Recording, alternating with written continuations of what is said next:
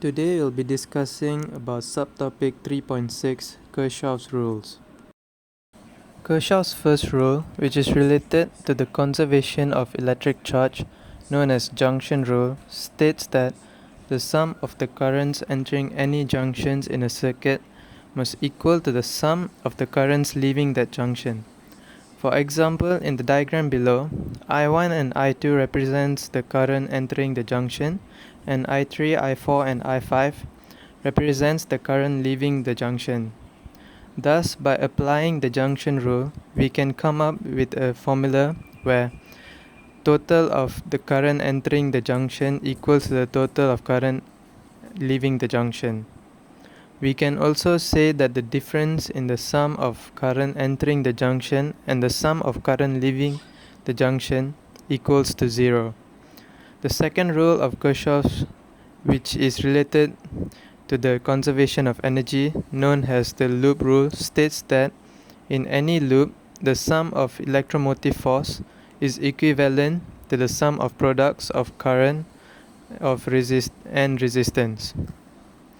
Now there are a few sign convention rules that need to be applied into Kirchhoff's second rule. When the direction of the electromotive force is the same as the direction of the loop, the sign of the electromotive force is positive. The sign of the electromotive force is negative when the direction of the electromotive force is opposite to that of the direction of the loop. The same sign convention technique applies to the product of current and resistance, known as IR. If the direction of the current flowing into the resistor is the same as the direction of the loop, the sign is positive. The sign is negative when the direction of the current flowing into the resistor is opposite to the direction of the loop. Now, with this in mind, let's tackle some questions. Now let's solve this question. Figure 3.5 is a complete cycle of a circuit. Find the current in the 4 ohm resistor in the drawing. Specify the direction of the current. Firstly, let's determine the direction of the loop and the junction rule of the circuit.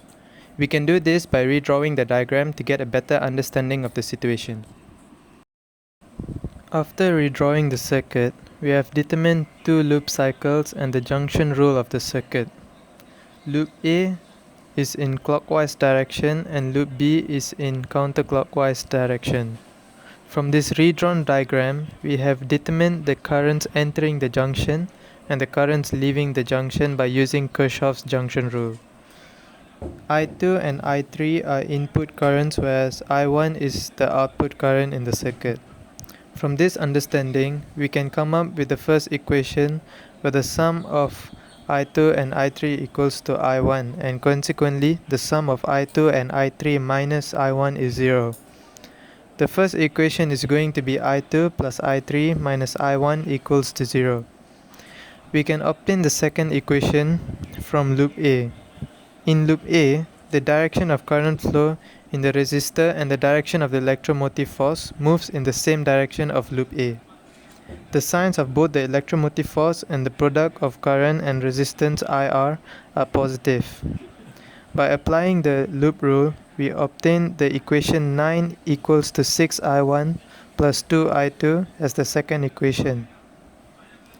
To obtain the third equation, we must solve loop B.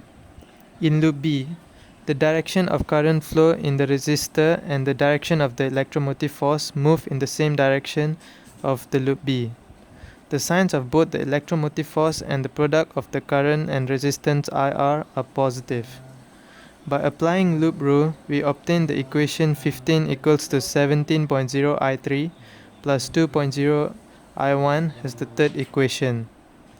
Finally, by grouping the values of the current and electromotive force into a table and using simultaneous equation with a calculator, we will obtain the values of the current where I1 equals to 1.31 ampere, I2 equals to 0.58 ampere, and I3 equals to 0.73 ampere.